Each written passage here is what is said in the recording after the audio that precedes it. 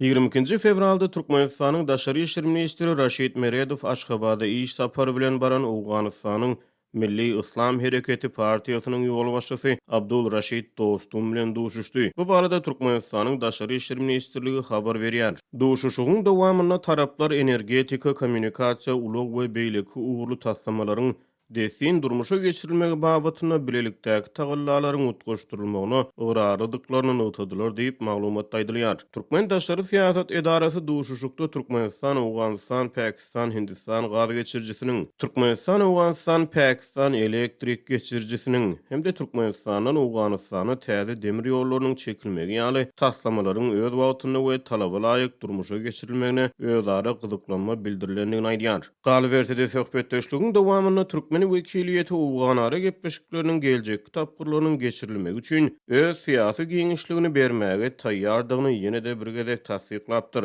Mundan ozal Awgan marşal Abdul Raşid Dostum 20 dekabrda Türkmenistanyň Daşary işler ministriniň orunmasary Wepa Hajiýew bilen telefonna gürleşipdi. Öňkü meýdan komandiriniň Aşgabada eden sapary Taliban wekilleriniň Aşgabada sapar edip Türkmen daşary siýasat başlygy bilen geçiren duşuşynyň ýa-da gawat gelýär. Munyň bilen resmi Aşgabat fevral aýyna pandemiýanyň fonuny iki gezek Awganystanyň mihman kabul etdi. Iki hepde urak mundan ozal 6 fevralda Taliban hereketiniň siýasy edarasynyň ýol başçysy Molla Abdul Gani Baradaryň ýol başçylygyna wekiliýet Türkmen paýtagtyna Türkmenistanyň daşary siýasat başlygy Raşid Meredow bilen duşuşdy. Talibanyň wekili Muhammad Suhail Şahin duşuşykdan soň eden medpugat çykyşyna Türkmenistanyň top we topýaly halkara taslamalarynyň durmuşa geçirilmegine özleriniň goldaw bildirýänliklerini ma'lum etdi. Ol öz çykyşynda Türkmenistanyň ministrler kabinetiniň başlygynyň orunmasary, Daşary işler ministri Raşid Meredow hemde onuň wekiliýeti bilen geçirilen gepleşikleriniň açyk we dostlukly bolanyny, özleriniň beýtarap Türkmenistanyň Awganystan babatyny alyp barýan siýasatyny, şeýle-de goňşy ýurdun häzirki wagtda dowam edýän we geljekde hem beriljek köp ýyllyk syýasy we ykdysady boldugyny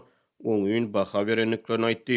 Türkmenistan musulman, goňşy, beýtarap döwlet bolmak bilen uzak ýyllaryň dowamyna Awganystana parahatçylygyň ýoly goýulmagyny we ýurdun ösüşine gönükdirilen başlangyçlar bilen ýygyderli çykyş edýär diýip Muhammad Suhail Şahin öz hereketiniň döwletiň çägine durmuşa geçirilýän ähli milli taslamalarynyň goraglylygyny üpçün etmek arkaly Awgan halkynyň awadançylygyny we ýurdun ösüşine saldamly goşant goşmaklyga çalyşýanlygyny bellidi. Emma synçylar hususan jurnalistler Bruce Pannier bilen Abu Bakar Sıddygyň bu duşuşygyň sırlylygyna bagyşlanan uly gowrumlysynyň Talibanyň beren wadasynyň ygtybarlylygy soragy astyna alındy. Taliban bilen Türkmen wekiliýetiniň Aşgabatda duýdansyz geçiren duşuşygy Amerikan mediasyna bu maslagata başanyň ýardam berip bermänligi barada sorag döretdi. Döwlet departamenti Aşgabatdaky maslagata üýeleriniň ýardam berendigini ret etdi. Başanyň döwlet departamenti Taliban wekilleri bilen Aşgabatdaky resmiýetiň arasyna top taslamasy barada edilen maslagata ýardam berendigini ret etdi diýip 19 fevralda Newsweek neşri habar berdi. Uzunlygy 1840 kilometre barabar boljak top